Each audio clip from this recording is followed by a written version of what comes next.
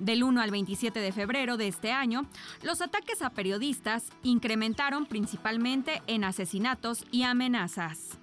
La Asociación Periodistas Desplazados de México, de la cual se desprende el sitio Guardián, informa que durante ese mes se registraron 54 agresiones directas, 4 a medios de comunicación como prensa escrita y radio, así como 39 casos graves de intimidación. El estado de Guerrero se encuentra en primer lugar con mayor número de estos casos. Uno de ellos es el periodista Daniel Blancas, quien denunció la privación de su libertad y que fue amedrentado con armas largas por un comando de 12 sujetos en Tula, Hidalgo. Esto cuando realizaba investigaciones de huachicoleo en esa zona. Dentro de la numeralia también se contabilizan casos con saldo rojo, es decir, que fueron ultimados, además de que un comunicador hasta el momento se encuentra grave desde que sufrió un intento de homicidio. Esta situación en diversos estados del país ha generado el desplazamiento de 6 periodistas y sus familias a la Ciudad de México, los cuales forman parte del mecanismo para protección para periodistas. Bianca Aguirre, Ciudad de México, en directo. Es un tema que nos mueve y nos conmueve por obvias razones. Es una circunstancia muy singular lo que está pasando en nuestro país, que sea una de las naciones más peligrosas para ejercer el periodismo es de verdad un escándalo. Y como tal, queremos saludar a Andrés Solís. Andrés, colega, amigo, gracias Andrés por estar aquí. A ti, periodista, has escrito el manual de autoprotección para periodistas. ¿Sigue siendo México el país más peligroso para ejercer esta noble profesión? Haces una pregunta muy interesante, Toño, porque hay dos maneras de medir el riesgo. O sea, nos comparan con Irak, nos comparan con Afganistán. ¿Y con Siria? Con Siria. ¿Se exagera o no? No se exagera, es mucho más dramática la situación mexicana porque en estos países del Medio Oriente hay una guerra declarada. Hay dos partes en conflicto. ¿Y aquí también? El asunto es que, mira, si lo ves desde el punto de vista de los estándares internacionales y lo que indican las Naciones Unidas sobre lo que es un conflicto bélico, México no está en guerra. Lo hemos mal llamado guerra. Lo que pasa es que aquí además, en una guerra hay 2 o 3 partes que están peleándose el control político, territorial, económico de una parte. Por eso sí podemos hablar de que hay guerra en México, porque los grupos del crimen organizado justamente eso están peleando, el poder político, el control territorial y la economía, ¿no?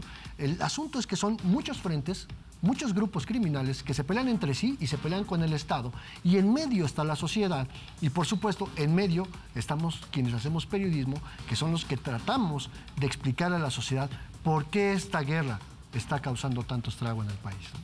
Oye, Andrés, 54 agresiones a colegas, ataques a 5 medios, 2 periodistas asesinados, 1 herido de gravedad. Es un escándalo. Es un escándalo en cualquier parte del mundo. Sobre todo, insisto, en un país donde se supone que no estamos en guerra. ¿Es un escándalo, ¿no?, aquí en México? Es un escándalo para quienes hacemos periodismo, porque para el Estado mexicano parece que no es un escándalo, ¿no? Y yo puedo decirte que lo que ha faltado es voluntad política de todos los gobiernos, desde Vicente Fox, Felipe Calderón, Enrique Peña Nieto y el gobierno actual de Andrés Manuel López Obrador, que lleva poco tiempo, pero que no hay respuestas claras. A ver, Andrés, ¿no? tu tocayo Andrés López Obrador, Andrés Manuel, se ha pronunciado a favor de la libertad de expresión y ha, reprobado los atentados, los asesinatos. ¿No es suficiente esto? Mira, y ha dicho otras cosas. Los espaldarazos nunca sobran, el apapacho siempre es bueno, pero tampoco resuelve. Mira, desde que Andrés Manuel López Obrador ganó la presidencia de la República, hizo un compromiso de que este país iba a cambiar y hay que apostar porque sea así. No podemos querer que le vaya mal al presidente, porque si le va mal al presidente nos va mal como nación.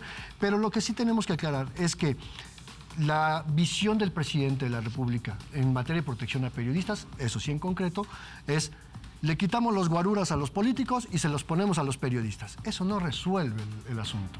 Porque Además de que no lo resuelven, no ha ocurrido.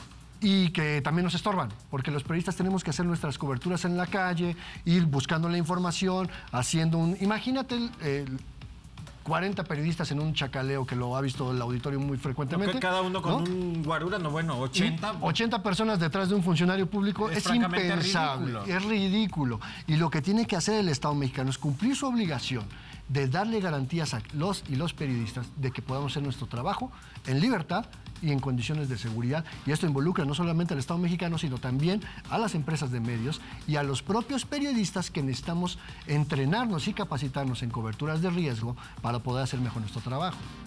Oye, Andrés Solís, gracias por esta entrevista. No me quiero despedir sin preguntarte, dada la circunstancia y muy rápidamente, tuviste que escribir este manual de autoprotección de periodistas.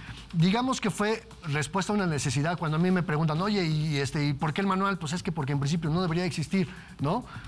Pero tenemos que hacerlo porque son recomendaciones sobre cómo salir a la calle y estar cuidándonos permanentemente, salir sabiendo que voy a regresar a mi casa, que voy a cumplir mi asignación, de enviar mi nota, de estar en donde tengo que estar sin ponerme en riesgo. Y eso no quiere decir que deje de cubrir ciertos temas o que apueste a la autocensura, sino que lo haga de mejor manera. Entonces, el manual van, obviamente, recomendaciones desde cómo evitar que te roben la cartera en el metro, que eso le sirve a cualquier persona en el mundo, hasta cómo enfrentar una situación de evitar un secuestro como periodista, qué hacer si me toca una balacera y cómo seguir haciendo mi cobertura periodística en medio de una balacera, en un operativo policíaco, en fin, este tipo de cuestiones, pero en realidad las reglas de autoprotección nos tienen que servir a todos y todas por igual.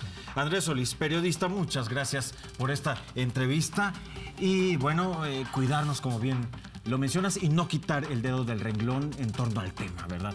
Gracias, Andrés. No. Gracias, Toño. Gracias, por supuesto, a todo el auditorio que nos acompaña en Esta es Tu Casa TV en directo. Vamos a hacer una pausa comercial, pero cuando regresemos le tendremos más. No le cambie.